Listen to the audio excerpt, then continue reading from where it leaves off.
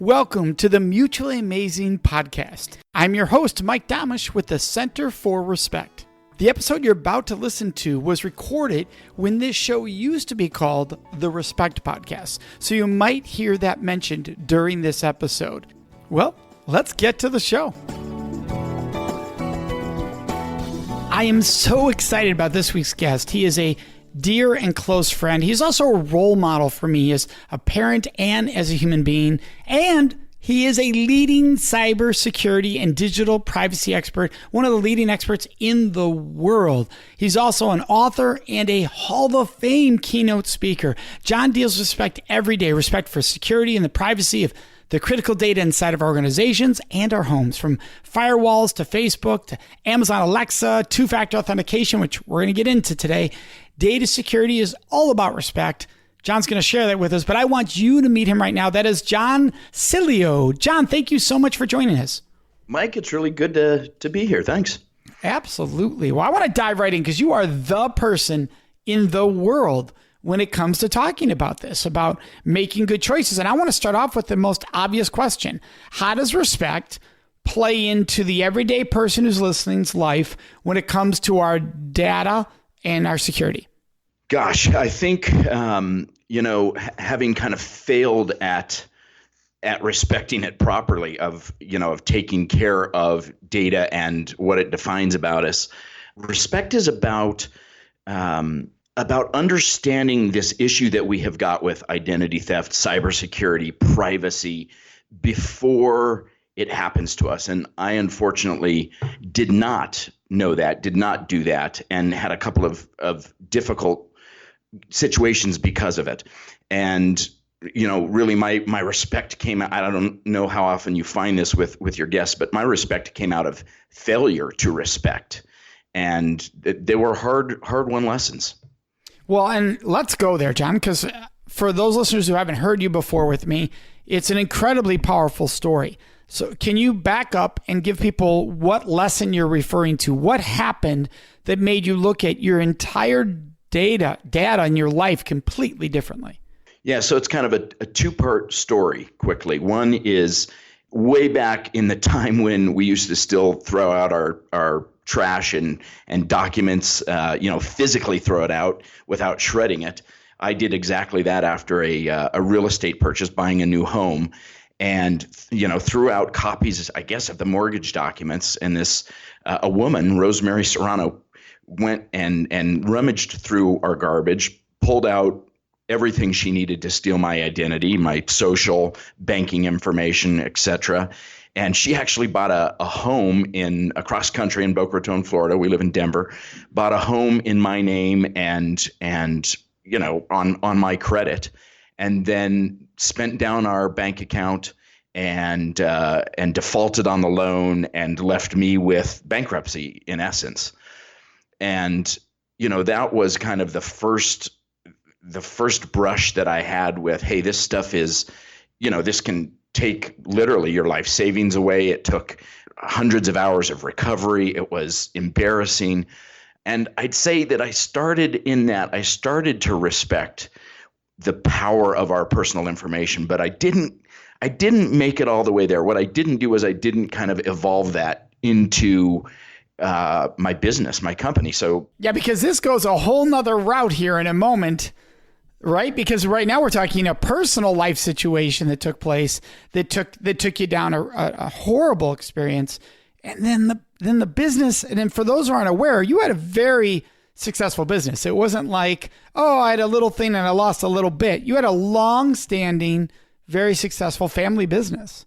Yeah, it was a family business that because it was a computer company and that was dying at the time because of big box stores.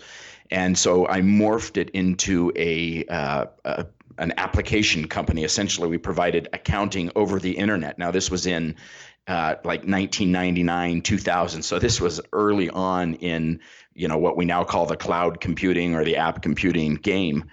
And in that process, I brought in a business partner, frankly, my best friend, my rock climbing partner, and we had this incredibly successful business model years before it would become popularized.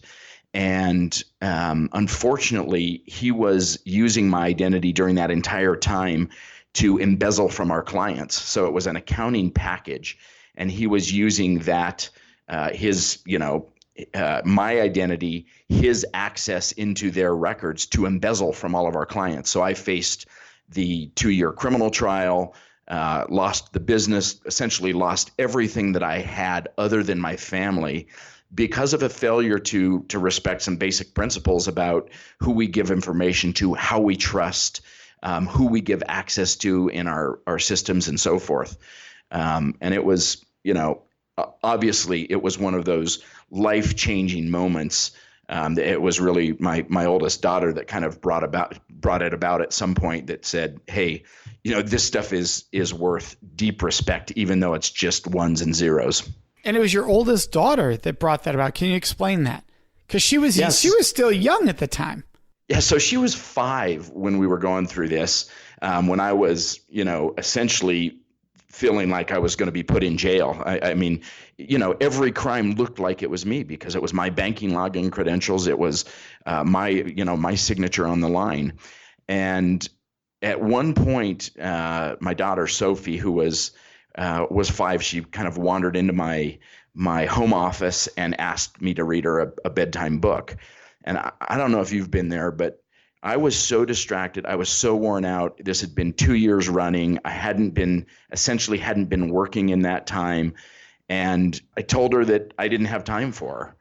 And, she looked up at me with these big eyes, and it was this realization that I had sacrificed so much in those 2 years because of some basic things that I could have done, that we all can do with our businesses and in our personal lives. And in that moment, I realized I lost 2 years to this crime. I didn't just lose money. I didn't just lose hundreds of thousands of dollars.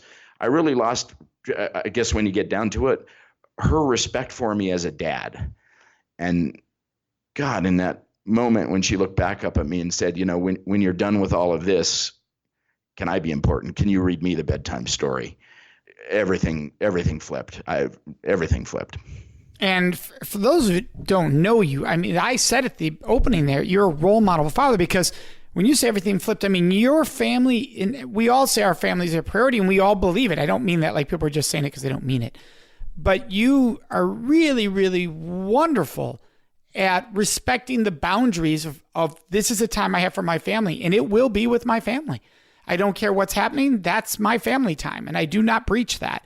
And you define that so well in your life. And I don't mean a little bit. For people listening going, well, I do that on Sundays. I mean, John does that continuously every day. Every day he treats it with that kind of priority. It's beautiful to watch. Well, thank you. And I think, I'd love to ask of you, as somebody who deals with respect throughout all things, do you feel like you gain respect? I mean, can you gain it organically without going through something so difficult? I mean, for me, I think I'm the dad I am because of that moment, right? Because of that failure. Yeah, it's an interesting question, John. And I don't believe you gain respect. I think it's a given. I think, and that's something I discuss a lot, which is our culture says you earn respect, you gain respect. And that's the problem, right? We don't just give it, we don't give it as an inalienable right, which is what it should be. If everybody treated everyone with respect, I don't have to make you prove your respect, like you have to prove to me you deserve my respect, and I give it to you, I don't embezzle. I don't do awful things to human beings because I treat everyone with respect, which means I'm treated with respect, which means I don't need the worst sides of me to terrain my decision making. And if we can get there, then you also aren't in the office freaking out, right? Because we all would have recognized, and I've done it too. I've absolutely done it, John, where, your kid's like, hey, this, and you're like, I can't right now, right? And then you're like, what did I just do? And you catch it, right? And you're like, but we wouldn't even said I can't right now if we didn't think I have to do something right now to get this result over here, and that is more important. So I don't think that, now that's basic human idea of respect. Like, I'm going to give you respect. I think that's different than when you're discussing, am I good at respecting the value of my money? That's a different discussion, right? Because behavior will show that. Right. So I guess the distinction of what I was saying was I didn't have respect for the protection of these things, that the connection between the social security number and the relationship I had with my daughter and my family. I didn't have the respect for that at that time. So it's a different use of that term. Yeah. But for me, it was hard one. It was nobody giving it to me. It was me making that connection, that link that I had never had before something really terrible happened. Well, and I'm going to say something that's really important for a lot of our listeners, because people in my area of work, people self-blame a lot. And when horrible things happen to them, self-blame is what almost every human being does. How could I have let that happen? And I think it's really important for our listeners to understand right now, everything that happened to you, John, was the other people's fault. And everything you teach is to protect from those people. In the end, though, it was those people. If they don't do that, right? If they don't do that, Absolutely. No crime is happening. So Absolutely. the crime doesn't happen because you failed to respect your data or you failed to respect. It happened because a person made a horrible choice against you that they totally chose. Now what we're trying to do is how can we respect ways that we can protect ourselves? Yep, I totally agree. And I think that's really important for listeners to understand, because often we do think, oh, made the same mistake John made and I lost $1 million or I lost $10,000 or I lost, and they're blaming themselves instead of recognizing, no. Somebody did something awful. They're at fault. What we're discussing today, what John shares with the world all over the world, are what are ways we can protect ourselves from those who don't live with respect, for those who don't respect our finances, our money. So what are ways we can protect ourselves? And that's really what you do. Absolutely. Yeah. Whether it's at the personal level or at the business level. Yeah. And that's the beauty of what I love that. And I think that's such an important conversation, because I think too often people don't add that part in. And it sounds like everything happened to you, John, because you didn't do everything right. And how people can interpret that versus, no, it happened because somebody did something awful. And now John wants to help people protect themselves. You're the self-defense instructor with data. Correct. Yeah, which you're the ultimate, because you're so good at this. So I want people to be able to protect, because we do live in a culture where there is so many people out there trying to do harm right now. And there are things we can do to help protect ourselves. So what are some of those things, John, that you've mentioned that, hey, I didn't respect my finances, or I didn't respect ways to protect my data. So what are ways people now can do that? Yeah. So, I mean, it's kind of two different conversations if it's personal or in the workplace. So, personally, it's stuff that you've all heard of, right? That we know is out there. It's the taking action on it that so often doesn't happen. So, the old-fashioned example that is less relevant now but still relevant is, shredding your documents. When you open a piece of mail, a statement or whatever, and you throw it out, that used to be a major source of theft. Not so much anymore, because if a criminal can hack a database and get 1 million of those at a time, it's worth a lot more money for them to sell that on the dark web than it is getting it one at a time. The more modern form are just the things we do to protect our devices, the things we do to protect our computers. So you mentioned at the opening, two-factor authentication. I'm guessing that there's not many people out there at this point who don't know that you can have a secondary password sent to you by text or through an app or on a little key fob that protects your bank account, that protects your Facebook account, your Gmail account. The problem is not necessarily that people don't know that exists and is out there. They don't know why it's so strong, and they don't take the time to actually turn it on. So here's the way that, just real quickly, that two-factor authentication works. You have a password to log into your bank account. That password is the same one that maybe you used on LinkedIn or on Facebook that have been hacked constantly all the time. Well, the criminals go and they take your username, which is always your email address in most cases, the password that has been hacked elsewhere, and they run it through 1 million banks, and they see if they can get in. When you have two-factor authentication, you have a second form of passcodes. It's a text you get to your phone.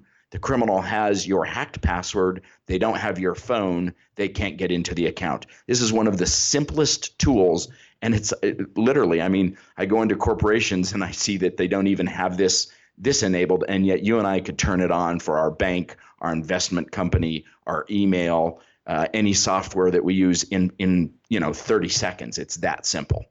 Well, yeah, and that's what a lot of people don't realize is I know many people, I've heard of it, but I'm like, we already use it. Like if you log into your bank, banks almost mandate it now. A lot of bank services do, but they don't use it on their other stuff. They don't use it, they use Dropbox to put all their files in, but they don't do two-factor authentication there. And you're like, whoa, that's access to all your data. Literally all your files are in there potentially. So I think that's so brilliant that you shared that with us. What are some other common mistakes people make, and what's a solution to the mistake, John? Common mistakes that people make as individuals, such a simple one that, again, it's a 15-year-old tool that still a majority of Americans don't utilize, and that's a simple credit freeze. So when Equifax goes out and loses, I don't remember what it was, 500 million accounts with, Social Security numbers and so forth, or Anthem lost, 80 million accounts. Having a credit freeze so that somebody can't go out like Rosemary Serrano did in my case, right? She bought a home using my credit profile, meaning my Social Security number. And you can lock that, just like you lock your computer with a password or your front door with a lock. You can freeze your credit so that people don't get into it, so that criminals can't take out credit, buy a home, buy a boat, get a cell phone, whatever. And yet it's like 94% of Americans have not frozen that, even though their data has been breached over and over again. Well, yeah, and what a lot of people don't realize is that in the past few months, all three are available online now. It used to be that one of them you had to mail in, and they've finally caught up. So of the three credit companies, you can do it all online. You can. And it takes, so your computer needs to be secure, right? You have to have taken the steps to make sure you have a safe computer before you do that. But literally in 30 minutes time, you can take the number one protection that stops about 90% of all of the worst cases of financial identity theft with one step. And you do that for yourself, your spouse, and your kids, and you're a pretty safe family at that point. But the reality is, people are going to listen to this. They're going to think it's a great idea, and they're not going to give the respect to it and actually go and take the step, even if it's one thing that you do. That's the missing piece in terms of adopting a culture of security. Well, and that's what I love this discussion is because people don't realize that they're like, well, once I freeze it, then if I want to get a loan, I'll have to unfreeze it. How often are you getting loans? Like, how often are you buying cars on financing? For most people, they might be doing something like that once a year. You know what you do? You go online, you unfreeze for the time frame you need. Could be a week, could be a month. We have to do it with if you have a kid in college and you're doing financing. You just unfreeze it and you have it for a date and it goes right back to freeze. It's way easier than people realize. Yep. The time not to freeze is if you're about to do a refinance or to make a major purchase for you, where you and your spouse are co-signing. That's 6 unfreezes. That's 6 thaws that you have to do. So, if that's in your near future, hold off. But other than that, there are very few things that you wouldn't want to spend. I mean, what you're doing is, if you do it online, you can unfreeze it in about a minute and a half. Right? Yeah. So you spend 15 minutes up front, a minute and a half on the back end. And for the average American, you're protecting more than $300,000 in money, in buying power, because that's what your credit is worth. Yeah, it's so important. That's why I love you sharing this. It's awesome. Okay, so what do you think? What do you think? I know you know. What are the most common mistakes people make when it comes to the smartphone? Because if you leave your smartphone near John, you better watch out because John's going to have some fun because he knows the tricks, right? You do. So that can be a fun little game you can play, but it's a serious issue. So what is a common mistake with the smartphones? Yeah, so you're right. I love to hack into somebody's iPhone in my audience because it shows you how quickly you can get an amazing amount of data. So right there is the answer to the first part, which is that physical access. Like that is the first thing. I mean, do I want to, if I'm a hacker, can I hack it through your Wi-Fi connection? Yeah. Is it easier to just have the device itself and have the passcode? Absolutely. So, what I do in that exercise when I'm on stage is I take somebody's iPhone, right? They're at a speech on cybersecurity. They know what we're dealing with. I still get the iPhone out of their hand. I get enough information from challenge response answers and questions by asking them in different ways. And I essentially socially engineer them out of the code to get into their phone. Once I've got the phone physically and I'm into the phone, I do a down swipe. I type in the word bank. It shows me their bank. I bring up their banking app. I've got all kinds of access then into, making a phone call as them, making a transfer as them, and so forth. And really that physical access and the giving away of answers that they think aren't related to getting into their phone, that's kind of the first step is that thing better be on you and near you at all times because it's super powerful. Well, and this is a mistake you'll see teenagers make, is they'll let their friends have their passcodes to use their phone, right? And suddenly their friend's posting stuff as them they don't want posted, and they think, oh, it's funny and all. But that friend could share that password with somebody else when you're not around, and they might not just be doing silly things with the phone. They could do harmful things with the phone. Yeah, we all think it's silly or fun or lighthearted at the start, and then you have something happen like that. And and you've sat on juries where you're testifying about how a normal situation turns bad, and it's the same way here that somebody sends they sext from the phone or whatever, and quickly you're in hot water, and it's very difficult to prove that it was not you. That the presumption is it's your phone, it was your text. Yeah. Well, so now what about social media and the sharing of data on social media? So before we go there, I want to go back once because I only answered the first part on the smartphone. So the second area is the digital side of it. It's everything from having a passcode. And by the way, if you've still got a 4-digit passcode, it's eminently hackable. It's easy. So, a 6-digit numeric passcode, or even better, an alphanumeric passcode, which every smartphone out there now has alphanumeric passcode. It will automatically wipe the information if somebody, enters the wrong passcode 10 times or more. You're of course backing it up on your computer or in the cloud. So you've got a backup if it ever does get wiped out. Those basic things of putting in a long and strong password. Yes, maybe you attach your fingerprint to it or a facial scan so that it's convenient and that you use it. But kind of the overall lesson here is going through and changing the defaults on your phone, going into the actual security and privacy defaults on your iPhone or your Droid is now that's the missing step again. That's what people are not doing. And I'll tell you what, if you spend a half an hour when you're bored and in line at the DMV or something, and you go through every one of those settings and ask a few questions, you can Google if you don't know what it is. There's, we do all kinds of videos and blogs on it, but there's all kinds out there. And change those default settings. Who's tracking your location? Do you truly want a game that you're playing to track your location and your purchases elsewhere? No, you turn that off. And changing those defaults that's really the big missing link here. Well, and so that's going to walk us right into what I was about to go into, which is social media. Because a lot of people allow Facebook and everybody else to track, because then they'll post a picture, it'll say I'm in Italy, and the picture will say I'm in Italy. So can you go into the dangers of that kind of sharing on social media? You can, and actually, depending on the platform you're on, some of them make it rather easy to make changes, and we'll walk you through it. Facebook has had so much heat put on them from so many breaches that they do a pretty good job of walking through it. But let me dispel any notion that you actually have any privacy of your information at all if you're on social media. Face it, we are in a surveillance economy, right? We are the business model of the internet is surveillance capitalism. They are collecting our information, they are sharing it, selling it, analyzing it, adding it to big data databases. That is the model of the internet. That's why you get Facebook for free, so to speak. That's why you get Instagram, or that's why Amazon Prime is so cheap. They are learning your behaviors and your habits. That's the reality. If you think that you can be on social media and not have a great deal of information about your behaviors, your patterns, and so forth shared, you're wrong. I mean, that is the business model. However, you can go in there and you can turn off who gets to see. So does it go outside of your friend group?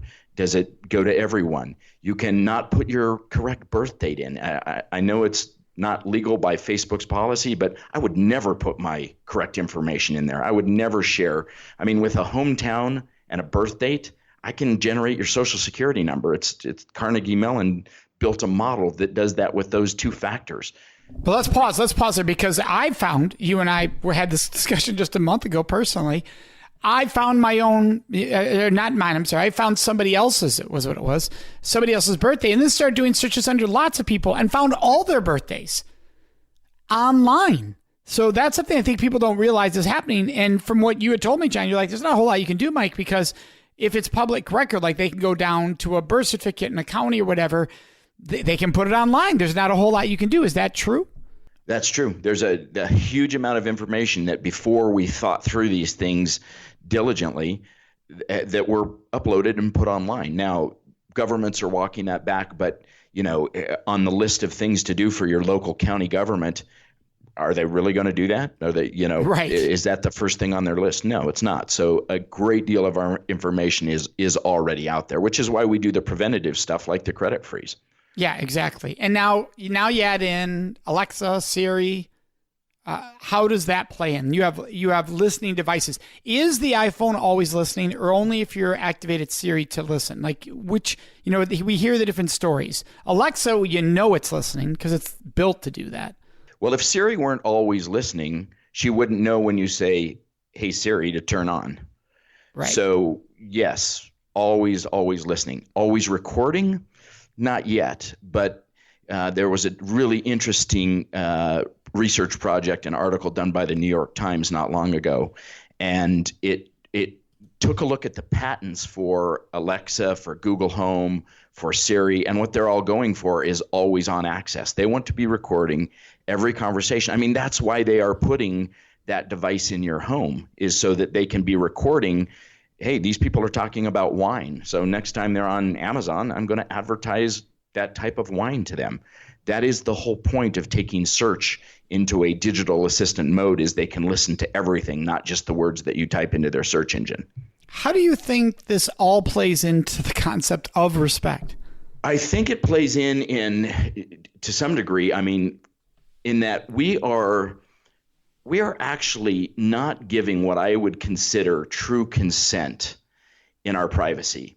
We are signing up for these services and getting apps and all of this convenience, and we think that we're giving a little bit of information, but we're giving massive amounts, and it doesn't really, in my opinion, the average user doesn't know enough to actually be consenting to what they are doing. It's kind of a blind consent. Yes, I checked the box, but I certainly didn't read the data use policy, and I don't know how they're selling and using and aggregating my information.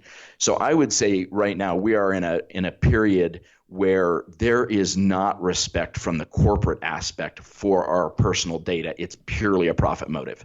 I agree 100%. The way we define consent in our organization is that it's mutually wanted, enthusiastically given. And those two phrases alone do not apply to most apps.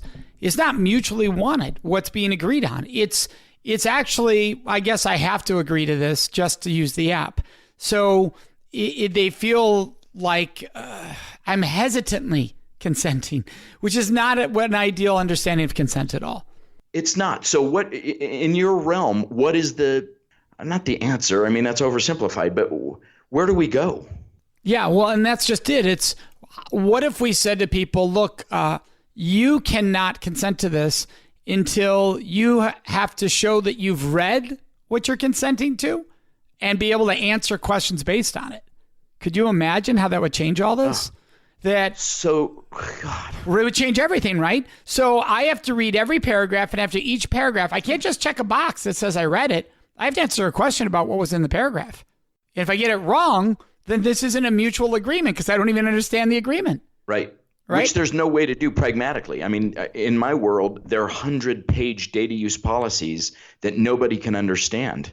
And So you're what would checking that the box. force them to do? It forced them to cut that thing down to a page. Yeah. Because nobody would be able to do the 100 pages, right? So now suddenly they have to get way more simplistic, which means they can't use all the legal jargon to protect themselves from doing things that people don't want them doing. So that would be the game changer here. It would. And it would take legislation that's not going to happen. Right, exactly. That's the sad I hate part. to say it. Yeah. Yeah. You and I just solved all the world's security problems on apps and software. Who's going to legislate that? That's now That is the question. And it's, for me, it's the frustrating part. I mean, do you find that in your field that there are walls that you're beating up against that are exceptionally difficult to bring down? Well, I mean, look, so the state you live in, and I won't release that for privacy reasons, but the state you live in has the worst, in my opinion, you and I have looked at it, laws when it comes to minors and sexual decision making. It's ridiculous what it has, saying that a 15-year-old can consent to being sexually active with a 24-year-old and it's okay, right? That's just insane. And then another clause that's in there that's even worse, actually. And yes, you see that and you go, who allowed that through legislation? And it was not that long ago, the legislation. So yes, we run into the same thing.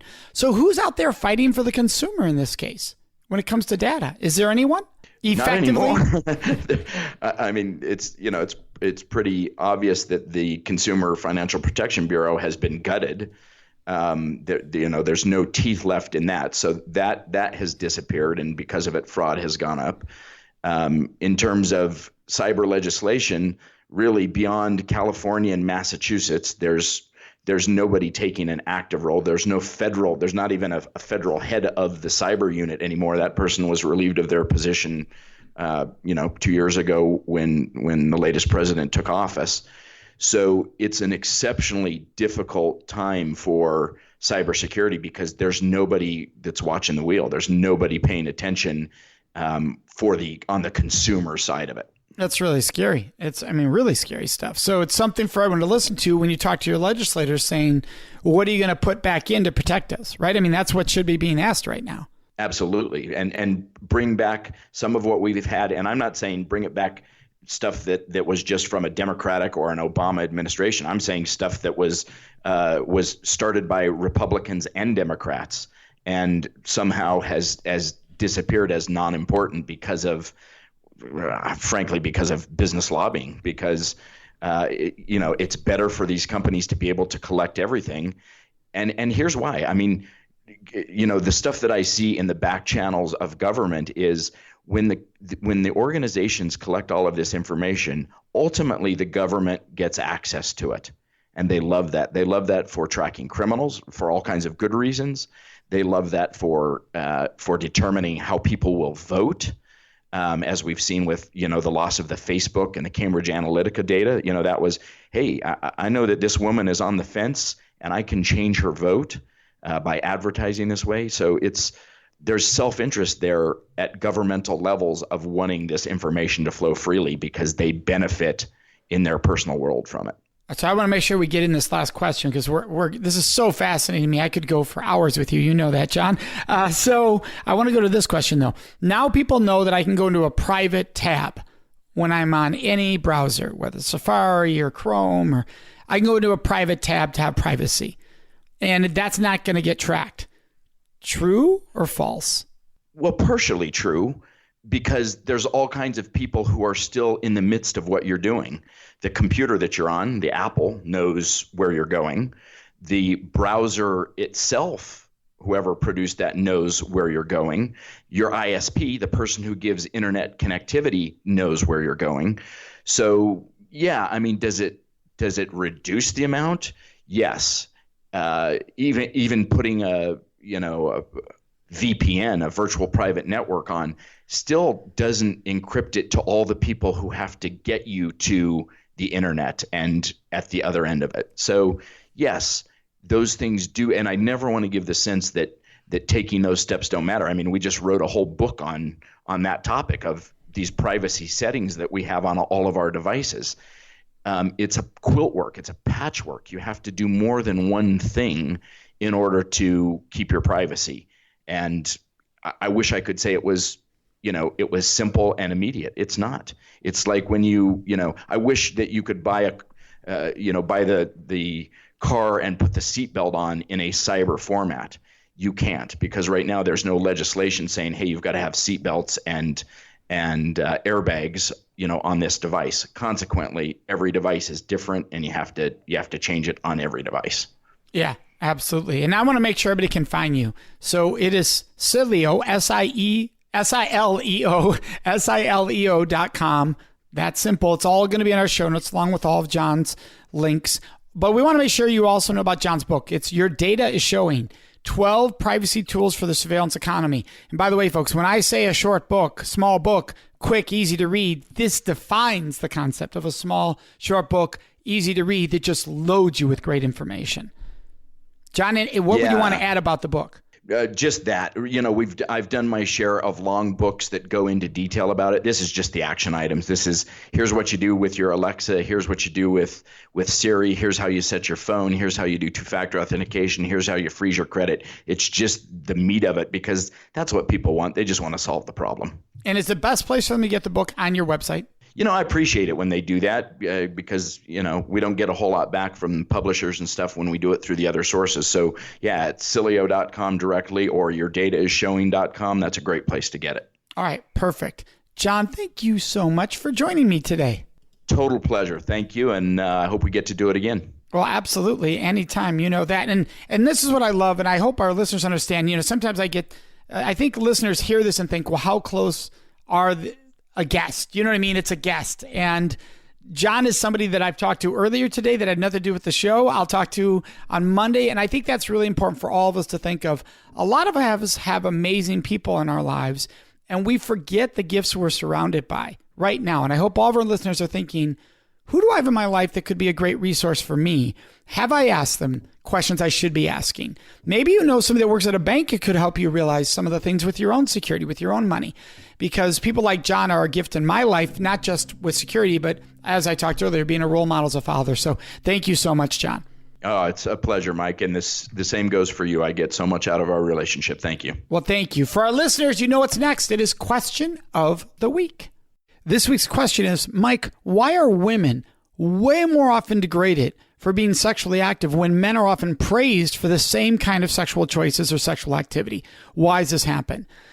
And sadly, there are so many reasons this happens in our society because of a historical preference of treating women this way. That men can be sexually active, have multiple partners, and women must be loyal to one. And this theory has been out there for so long in this belief system, in this cultural teaching that men sow their seeds, but women better stay pure and innocent.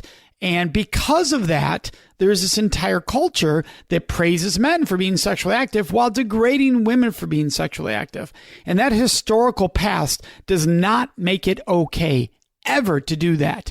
If you are going to say that an action is okay for one gender, then it should be true for all genders. If men can be sexually active, women should be sexually active. If you think that women should have high standards for themselves, men should have high standards for themselves.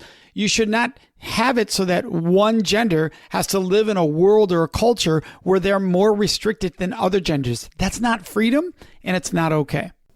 We'd love to hear your questions, your thoughts, and your ideas. And the best place to leave those with us is on our Facebook page at facebook.com/Mutually Amazing Podcast. Of course, you can always contact us on our website at mutuallyamazingpodcast.com. Remember to subscribe to this show so you automatically get it every week. And if you could, take one moment to leave a review. That really helps other people find the show, which we are greatly appreciative of. So thank you so much for joining us. May you make today and every day a life full of mutually amazing relationships.